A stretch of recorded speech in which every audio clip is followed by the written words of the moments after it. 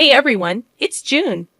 My husband Gabriel and I are collaborating on this story, but before we dive in, I need to share a rather unpleasant experience.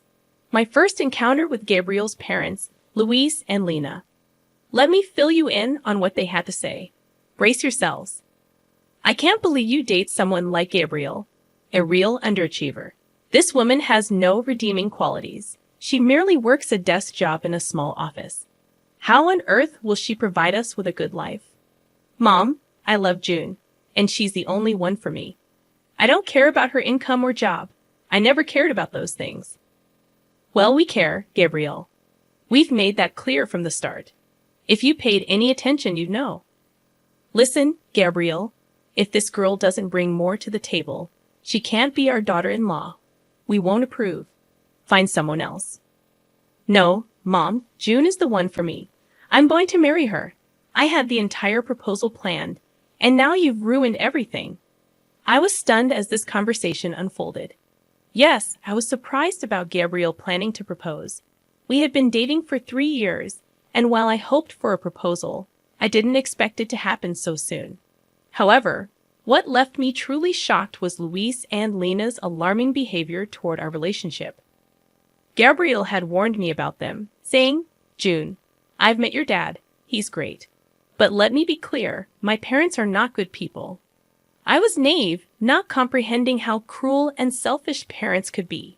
While Gabriel financially supported his parents, he distanced himself from them, revealing that they were motivated by greed, always pushing him to marry rich. The day I met his parents, I realized how true his words were. Despite their protests, Gabriel proposed, and we got married.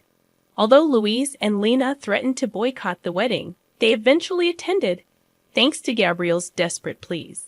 He didn't have much family on his side and wanted them there, even though they made it clear they didn't approve.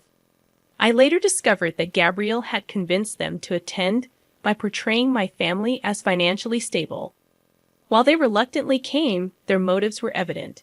They made it a point to remind me. Just so you know, June, we still don't approve of this marriage. Gabriel is a successful man, and we expected more from him. He really disappointed us by not marrying rich. We wouldn't have come if we thought you had nothing. Thank God your father at least has something to his name. I hope you don't forget us and our gracious presence today when you finally get the house inheritance. Guys, I'm getting married today. My father is healthy and fine. And there's absolutely no reason for you two to even mention an inheritance today. I stormed off, distancing myself from them after hearing their audacious remark. My father was my only living family, and hearing such comments on my wedding day made me sick. I couldn't believe the audacity of Luis and Lena to demand a share of my money. I chose not to inform Gabriel about this incident, not wanting to spoil his day, and knowing how difficult it was for him to cut ties with his parents. Unfortunately, things took a downward turn from there. Despite Gabriel and I being happy together, his parents were always meddling in our finances. Luis and Lena persistently pestered us about the exact worth of my father's assets. We never gave them a satisfactory answer, yet their embarrassing and entitled behavior continued. For years, I endured their greedy ways, putting up with their constant demands for more money. They fabricated excuses and guilt-tripped us when we tried to refuse. Their comments about my inheritance never ceased, but I chose to ignore them. The situation hit rock bottom when my father was diagnosed with aggressive cancer, and his time was limited. Living far away, we flew to visit him a couple of times. Luis and Lena were displeased, saying we shouldn't waste money on frequent visits since my father was in hospice and wouldn't live long anyway. I vehemently disagreed, asserting that visiting my dying father was not a waste of money. What we did with our finances was our choice, and Luis and Lena had no right to dictate. Their lack of support and covert requests not to visit my father infuriated me. Thankfully, Gabriel stood up for me and shut down their insensitive conversation. From that day onwards, I was determined to teach them a lesson once I was in a better place. I vowed to show them their place. My father passed away around 3 months after his diagnosis, and I was devastated. I really didn't want to lose him that fast. Witnessing his declining health, I knew it was time. Despite the difficulty, Gabriel was my rock throughout the entire time.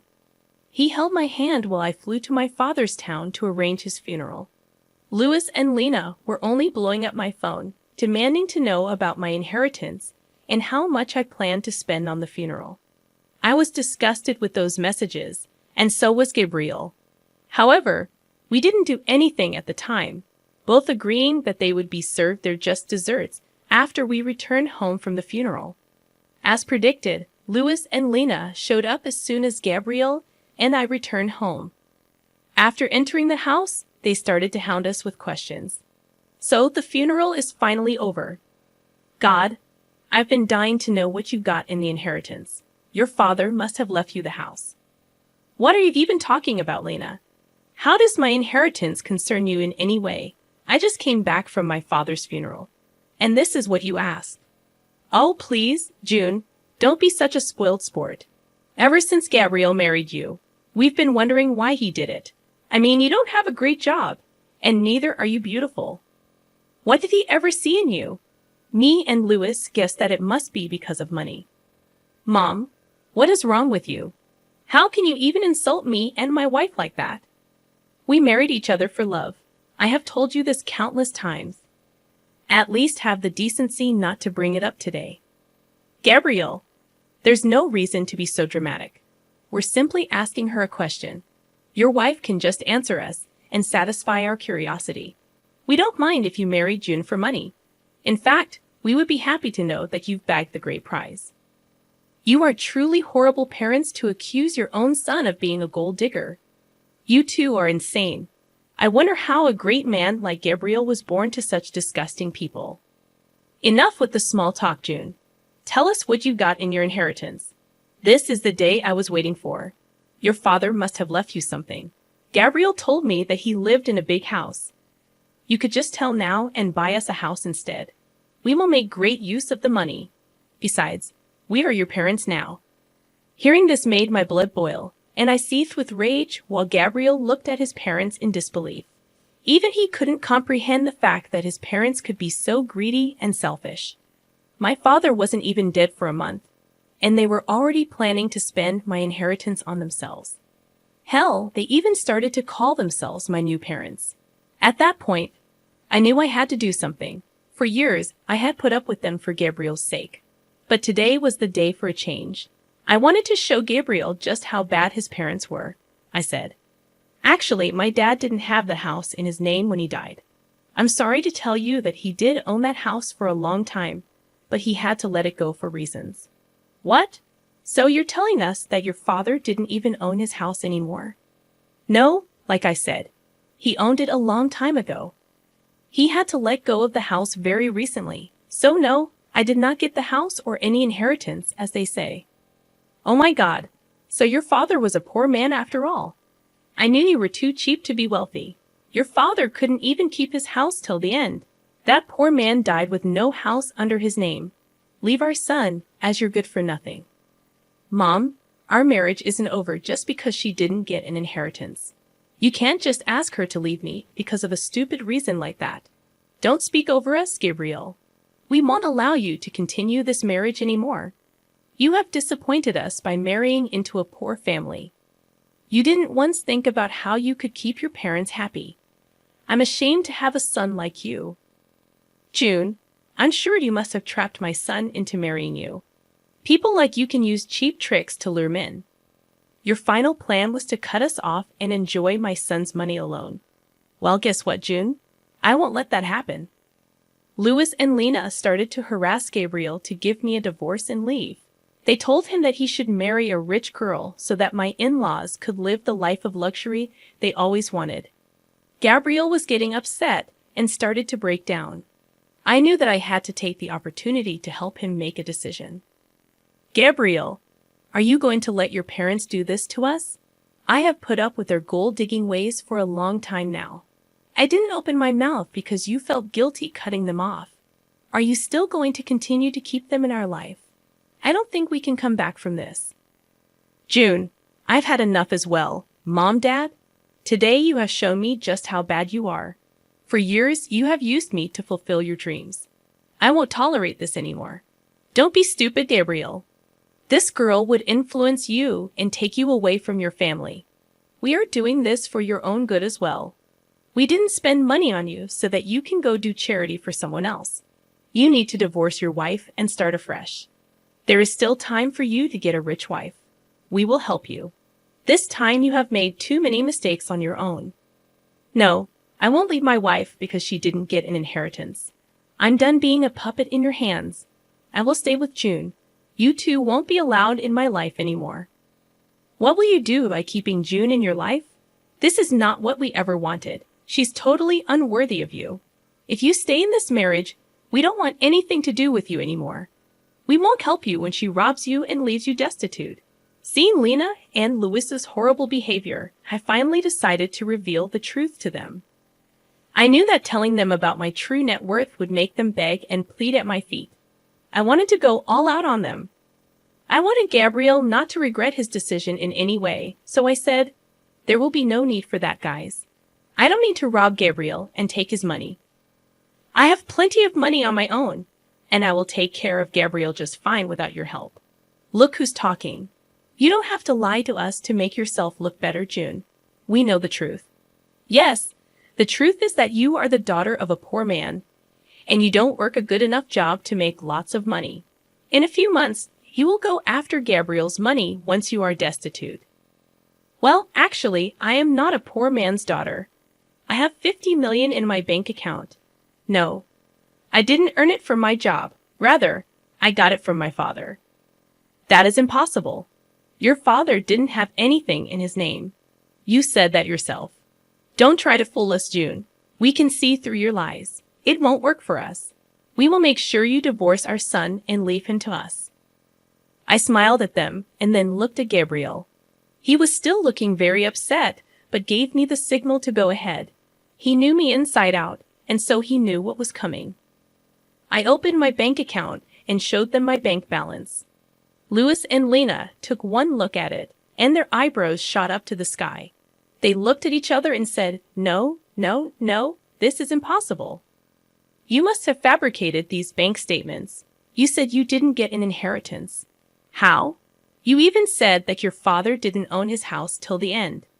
Where did this money come from?" What I didn't tell you was the fact that my father owned a big ranch where he lived.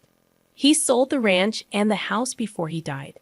He gave me an early inheritance before signing himself into hospice. He didn't want me to use my own money for his care. He wasn't like you two. Louis and Lena couldn't believe what they saw. Even my words didn't sound true to them. So they asked Gabriel for the truth. When he confirmed what they saw, they went quiet for a minute and looked at each other again. Then suddenly, they changed their tune completely and said, "Oh, this is such great news. Here I was thinking that my son made a huge mistake. You should have told us sooner about your money." "Yeah, we got riled up for nothing. Your father did well for yourself, June. I'm sure you'll make good use of that money. Now, like I said, we're like your own parents. Since this issue has been solved, there's no need for you to leave, Gabriel. You should have said something to us. We doubted your capabilities for nothing. You did marry well, son. I'm so happy today." With the expression Gabriel was making, I knew that my work was done. He would take care of the rest, so I held back my cuss words and let him do the talking. I trusted my husband to make the right choices, and he didn't disappoint me. Gabriel was fuming and started to scream at his parents. He said, "You still have the audacity to stand here and keep talking to us. Hell, how do you still expect June to pay for your comfort? You were hounding us to get divorced. And now you suddenly claim that she's family. How could you do this? We didn't know her net worth back then, Gabriel. She hid the truth from us. How are we supposed to know that she's actually rich? Yeah, June, we'd apologize for assuming the worst. You did surprise us. Anyway, now that you have an apology, can we move past this already?" "No, absolutely not. There is no way I'm forgiving you two for what you did today. I just got back from burying my father, and you two didn't even let me grieve in peace. I will never forget or forgive this. I think it has been enough already. Since you two think so lowly of me, there is no reason for me to keep you in my life. Today, I will protect myself and my wife from your toxic selves.